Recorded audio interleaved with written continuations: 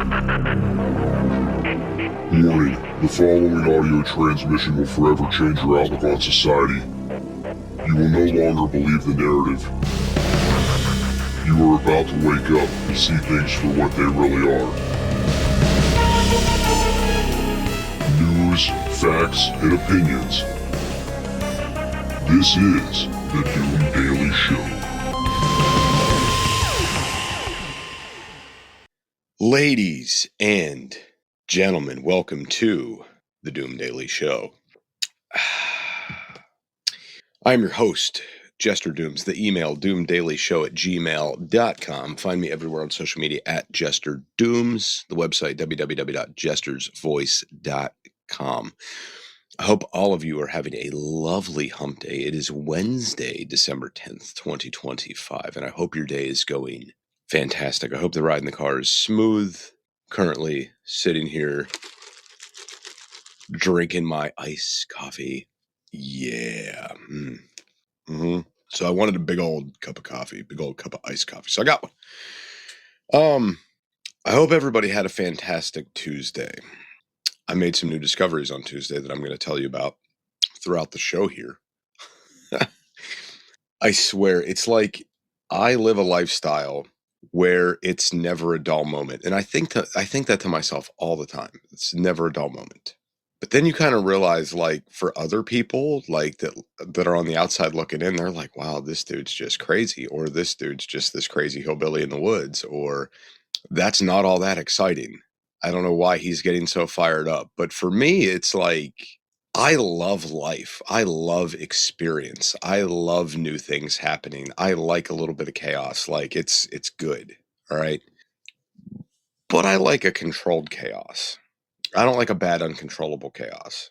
And I guess like a primary example of that would be a good controlled chaos would be like the kids break something in the house. And it's like the wife's losing her mind, and the kids are haha, and like it's like that kind of chaos. I'm like, oh, this is exciting. There's things happening in the house. But like a bad chaos would be like the kids are running around outside and one falls out of a tree. That would be a bad chaos. Right. So you got like some good like kind of chaos and then some bad kind of chaos. Right. And I like the good kind. Now, whether you're listening to me in the car this morning or whether you have me on the Amazon plane for Fido, doesn't really matter. Someone's listening somewhere. Some controlled chaos happened. 2 points of controlled chaos. And I'm going to get into both of these things in the show today. It's just weird how the last couple days have been so eventful and have led this to so much discovery and not really having anything to do with me directly. It's just been really weird. If you guys haven't been catching my lives on TikTok, I suggest you do so. Make sure you're following me on TikTok. My main account over there is at Jester_Dooms. Go give me a follow. Come into the TikTok lives. I'm going to be live a lot throughout the month of December. And then this time next week, I'm going to be hanging out with another creator that I have met on the TikTok. All right. And he is flying in town for a week. And something I did yesterday, and I think this is going to be like really cool. So every once in a while, I'll get to meet up with a creator that I've met online. And I've probably met up with, I don't know, and like now that I'm kind of thinking about it, I've probably met up with like a dozen different creators, all right, just over the last few years. So it's not like a thing I go out of my way to meet up with like, oh, hey, dude, I saw you on TikTok. I do TikTok. You want to hang out and make some TikToks? Like, no, like I become friends with people. And then it's like, hey, we should get together and do something. There's this event, or hey, there's this expo, or whatever the case may be. And we meet up. And we always make like these cool little videos. We were talking in a live the other day. And I got like this really cool idea that I kind of stole it, but I didn't steal it in a way. So there's a little bar we occasionally go to. I might go there like once a year, if we're being honest. But they have like a new version of the old school Polaroid cameras, and they snap like Christmas pictures of people at the bar and stuff with it, and they hang them on the wall, and it's like you get to go in there, see if your picture's still hanging up. It's like a really cool thing, like of the entire community that goes there. And at some point in the future, I'm going to have a studio again. I just don't know when. But my thought process was like, how cool would it be to have this little bullshit Polaroid camera And if I have a creator coming in town to hang out for a few days, I go get a pack of film and we just snap some cool pictures. And, maybe I give them a couple to take with them, and then I keep a couple, and I make this like board full of Polaroids with me and all the creators that I've met and that I've hung out with. Like, how cool would that be, like, on the back wall of the studio? You know, I think that would be really, really awesome. And some creators, I mean, I've met up with more than once. Other ones, it's like a one-time thing. So, when are you going to have the opportunity? Just the idea of having that Polaroid camera and being able to do that sounds really awesome. So I went out and I bought one yesterday. I bought just one cheap, like, I think it was like $80, $90 camera, and then bought like one pack of film to go with it. And it's kind of pricey. It's like you get 20 or you get 16 photos for like $20. And that sounds pricey, but when you realize like it's $20 for each creator you hang out with to have lasting memories and a cool talking piece in the studio, it's not that bad. Like, in the grand scheme of things, in the long run, it's not that bad. So my friend from TikTok that's coming in town on Monday, he'll be the first one where we get like some cool pictures of us doing stuff around the homestead or whatever, and I'll give him a couple to take, and then I'll keep a couple, and they'll eventually make it on that board. And the cool thing about this is it's so old school. It's so in the moment. Like, we can't go back and scroll through and select the photos we want to print. Like, no, that's it. That's what you got. You can't argue with it. It's there. That's that moment captured. Right. And it's not, I mean, I'm sure there's some kind of digital imprint somewhere in there in the camera, but it's not like that's not living on the internet somewhere where people can print it, take it, use it, modify it, whatever. Like, no. We got it in our hands and it's ours. It's not going anywhere. Anyway, we'll be right back after this break, after these messages.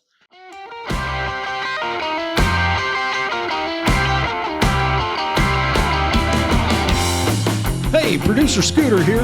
First off, thank you for downloading and participating in the wide world of Jester Dooms.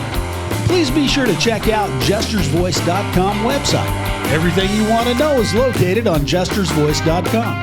If you're looking for salacious details, it's on jestersvoice.com. Don't forget to share the show with your friends and even with all your enemies. And now, back to the musings of Jester Doom.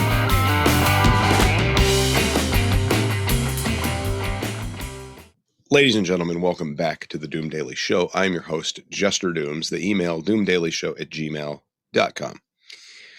Make sure to like, share, and subscribe to the show and give me one human interaction per week talking about the Doom Daily Show. Now, 2 days ago, I got a phone call from my neighbor. I would, at this point, call him a friend, neighbor and friend. He lives, I don't know, about, not that far. Like, houses are really spaced out. We're in a rural community. He's probably a half mile away, at least, maybe closer to a mile. But that's neighborly for our rural community. And he calls me and he says, "Hey man, what are you doing?" And I said, "Nothing, hanging out. Why? What's up?" He goes, "I got some shit to tell you." I said, "All right, well, let's hear it." He says, "Do you know the lady that has this cabin over here that lives like a few hours away or whatever?" I was like, "Oh, yeah. I know who you're talking about." He's like, "Well, the homeless population has went down there and kicked in the front door, and they ransacked the thing, and they are ripping the aluminum siding off, and they are tearing it down. They are tearing it to shit." And I just start laughing. This is that good chaos I was talking about. I start laughing, like cackling laughing. And I know I shouldn't, I know it's wrong, but I'm going to tell you why I think it's funny. So he's telling me all this stuff about what's going on over there, and I'm like, "Oh, dude, you got to send me pictures." He sends me pictures, and I'm like, "Wow." I mean, they're really tearing it apart. Like, they are actually, the transient homeless bum population of the wilderness is actually tearing this thing down. That is, they're in the process of taking what they want off the building to probably build little bum structures throughout the wilderness. Okay, it's actually happening. Now, this lady who has this little cabin, it sits on a rather large piece of land. And it borders mine, but not near like where my houses sit or anything. Like, it's way on the other side of my property. And before her husband passed away, I talked to him and I said, "Hey man, this is my name. I live over here. You have a logging road that accesses my property." And he said, "Yeah. What do you want to know about it?" I was like, "Well, I want to know if I could use it." He's like, well, what do you want to use it for? I was like, well, we got ATVs and stuff. I said, we have the property over here. I said, I just want to have an easier way to get down to my land because I have to go down a damn mountain to get to the bottom of my property. And I said, we have a trail to get down there and stuff, but when it's raining and shit, we're not getting back out of there. It's very, very steep. It's dangerous. And he goes, oh, he said, yeah, I just don't really want like that to look like people are going in and out of there because I don't want to like have more people going in there. I said, well, what if I put up a gate? I said, I'll put up a gate. I'll give you a key to it. No problem. He goes, yeah, that'd be okay. I said, all right, cool. So we worked out a little deal. Now, his wife is in the background being a little bit of a nut, asking me what the purpose of me being on that property is. I said, well, it's my land. I said, I'm going to be, just camping, riding ATVs, doing a little bit of deer hunting. Like that's, it's what I bought the property for, She goes, well, we don't want you down there hunting. I was like, well, it's my land and I'm going to hunt it. She goes, well, we have dogs. And I'm like, I can tell the difference between a deer and a dog. All right. Now, mind you, these people are never in town anyway. So I settle it with her husband. It's good. I text him from time to time when I'm in town or he's in town. We text each other back and forth. That's about the extent of the relationship that we have. Well, he passed away. And at the time, we didn't have a big problem with the homeless population in the woods or this transient community. Like it wasn't an issue. All right. So it became an issue over time after her husband passed away. And we started seeing like a lot of discarded things down in the property, not on my land, but on neighboring plots of land. So I had talked to her and a couple other neighbors had talked to her like, hey, listen, that's pretty much like the quickest access to get down in here where these people are hanging out at. Like, we would like to make it better. We would like to get a machine out here, really fix the road good, put gravel down and make this vehicle accessible, mainly for the idea of if we have a problem with people down here, we can get the sheriff's office down in there quicker. Because the sheriff's office isn't going to dispatch, side-by-sides and all this craziness for a trespasser. They're not going to do it. All right. When it comes to things like EMS, you're going to make their job easier by having a way for them to get in and out faster.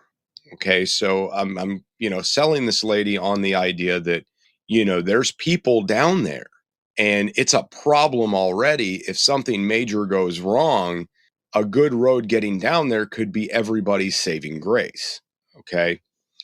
And she wants no parts of it. Her mentality is, and it's a very stupid mentality, that if there's a better road, people will be going down it. And I'm explaining to her two things. Like, one, we already have a gate. We will put up another gate.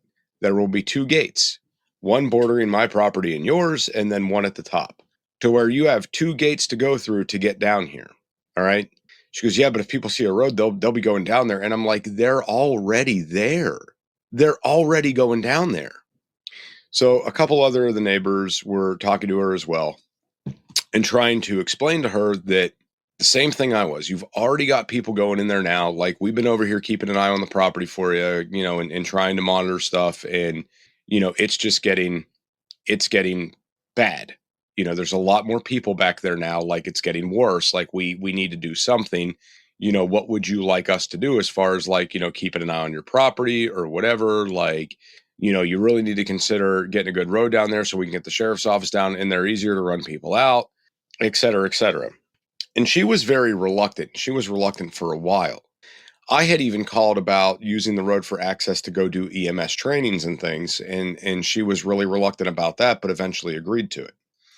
So moving forward, fast forward, I don't know, maybe 6-7 months goes by. And the other neighbors like had permission to hunt and maintain the property.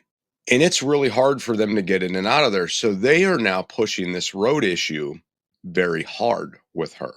And they came to me, one of them came to me and said, hey, what would you need to like really do this road and get this done? And I said, listen, dude, I said, she's very wishy-washy when it comes to access this road, everything. Like, I've had enough conversations. I've lost patience. I'm done. I'm not wasting any more time on this. I'm done. I said, you tell her if she wants to do anything. And as far as it goes for me, I said, I want that damn road to become a legal ease of access to my property documented, deeded, and we will have that road perfect. We will put the gates up. We will do all the work. We will pay for it all. But I want that documented as an ease of access to my land, because once we do all that work, she's not going to say, oh, you can't use it anymore. Like, I'm not going to put $10,000 into a road for her to be like, yeah, you can't use it anymore. So that needs to be a documented ease of access, period, done, end of story. All right.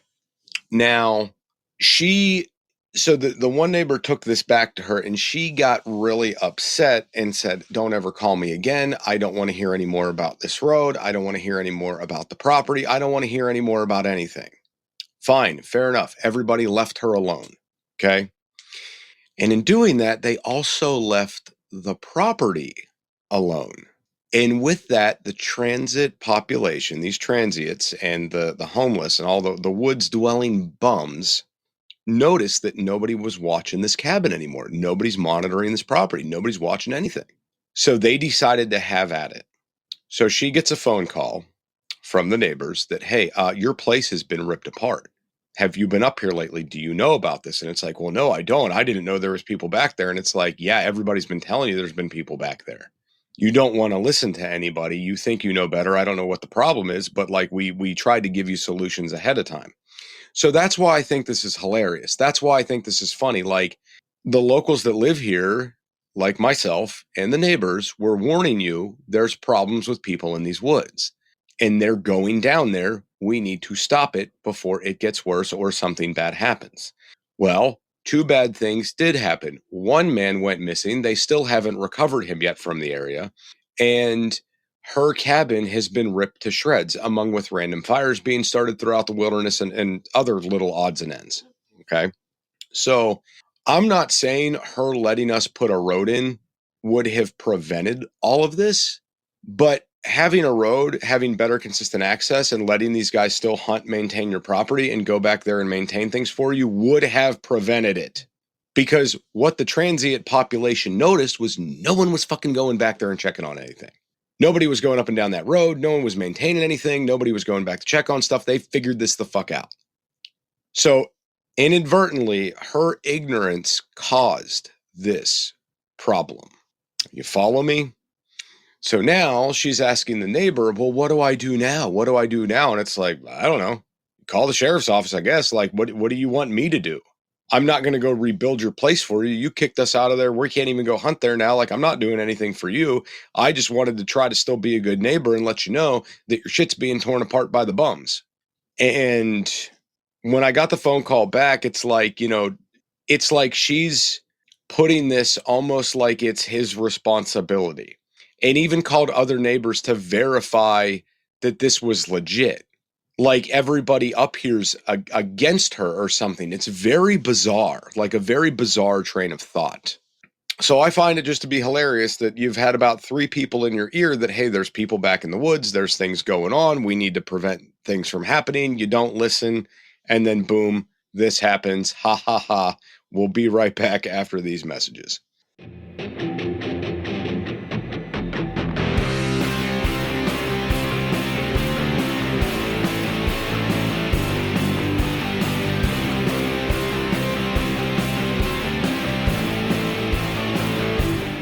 Jester from It's Doomsday Podcast and the Doom Daily Show here. Do you ever find yourself overloaded with way too much information? Too many logins, too many passwords, too many websites for stuff you like? Yeah, I'm the same way. You don't have to worry about that with the Doom Daily Show and It's Doomsday Podcast. Let's make it simple. Just visit linktree.com/JesterDooms. Add it to your bookmarks. That way, when you need to find the right information, it's right there, under a tap of your finger or a click of your mouse. Go to linktree.com/JesterDooms. Get it, got it, done. Remember, no one has all the answers, but this will provide you with a place to start. linktree.com/JesterDooms.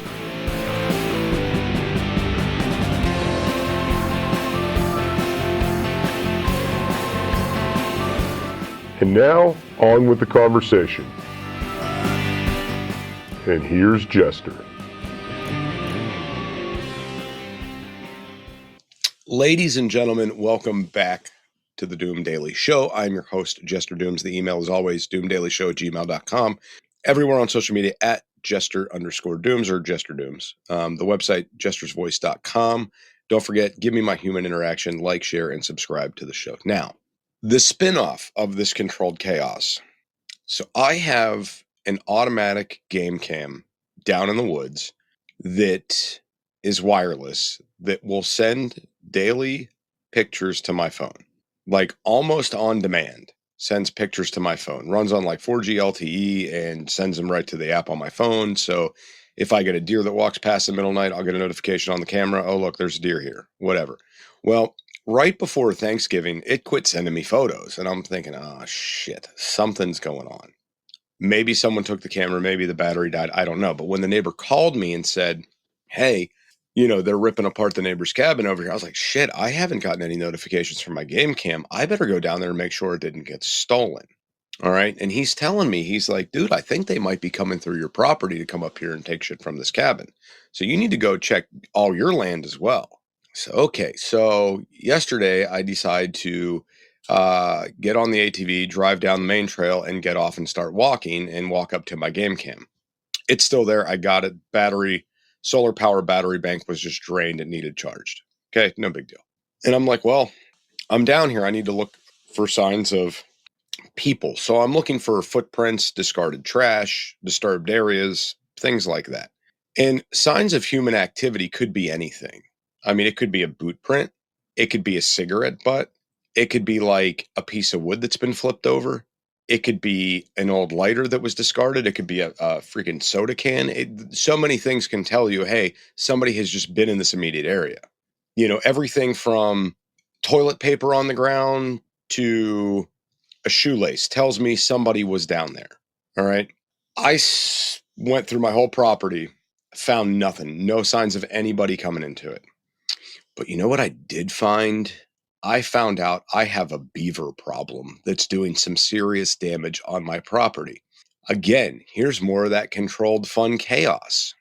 So I don't know how big this beaver is. I have not seen him yet, but he's got 2 dams on my property and they're getting big and he's making some deep spots. And this is problematic. Okay. Now, it's problematic because when we get heavy rains, it floods. So if this little shit's already got the water levels rising, I'm going to have some serious issues with flooding. And he's getting ready to take down some really gigantic trees. So I don't know what his plans are in the long run here. Because he's really going after some big, big trees now. And I'm thinking in my head like, dude, are you planning on flooding this whole freaking valley? Because I ain't having that. Hell to the nah. Like, I've got plans for my property. I don't want it flooded. We are not having this.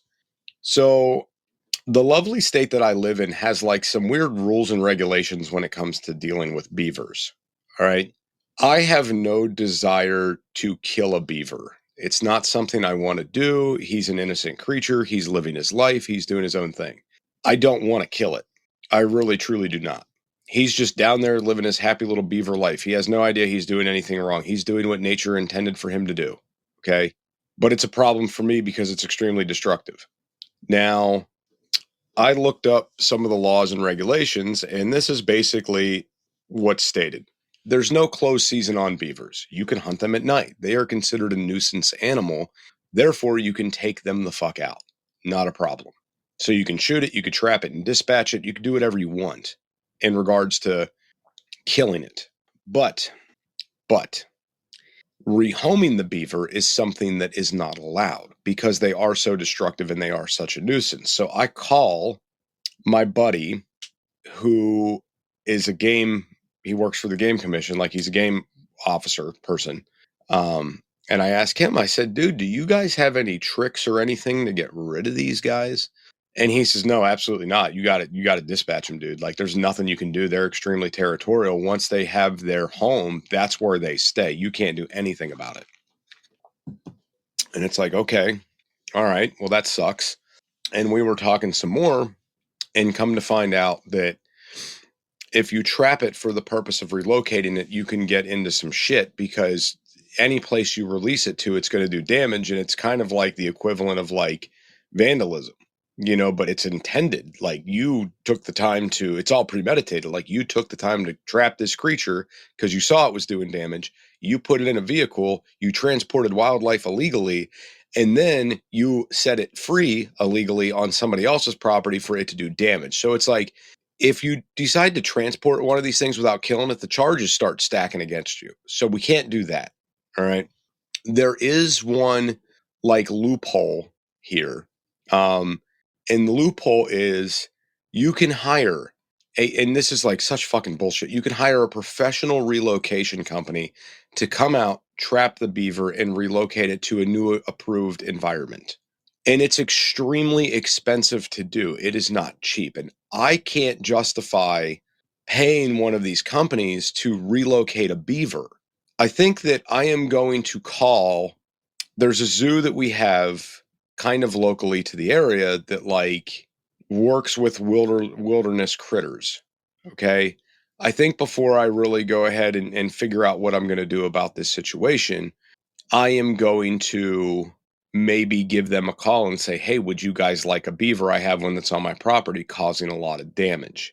And I can't legally rehome it anywhere, but if you guys wanted it for the zoo, I'm sure like that law doesn't apply to you. And I don't know if they have a beaver habitat or not. I know they have like an otter habitat. So I don't know if they'd be interested in doing beaver things or not, but you know, whatever, maybe they put in a new beaver habitat that I don't know about yet. And maybe they need some beavers. I don't know. But all I know is it's about to be all out warfare, Jester versus Beaver. And I'm going to be documenting all this online as I go because he's got to go. He is tearing shit to shreds, but it's so funny. It's just like the course of events that led up to this. Eventually, I would have discovered the beaver's destruction, but I wouldn't have noticed this was going on unless I was boots on the ground looking for human disturbances. So, because this lady didn't want us to do anything to prevent the homeless population, that led to her place getting destroyed, which led to people telling me they might be coming through my property, which led to me going to check on my deer cam and going to investigate every inch of the property on foot to discover this fat ass little beaver down here doing damage. So isn't it funny how every little piece of that chaos falls into this nice little puzzle piece that I now have to go to war with a beaver? The things I'm planning in my head coming up, because like I feel bad. Like I don't know, he might have a family. There might be little beavers. There might be like a beaver wife. Like I don't know, but what I do know is I got to do something now before their like breeding season and gestation period and all that stuff is, because I don't want to like take out a pregnant beaver. I'd feel really horrible about that. So yeah, so found out their breeding season I believe is in like January, February, or maybe like January to March or something like that. And he's down there, you know, building his little house so he could have his little fucking, his little, you know, damn boom boom room down there with all his little beaver hose. And that's what he's up to. Not on my watch. The beaver is not getting any beef if I have anything to do with it. Anyway, we'll see you guys back here for another exciting episode of the Doom Daily Show tomorrow. Producer Scooter, hit that button. News, facts, and opinions.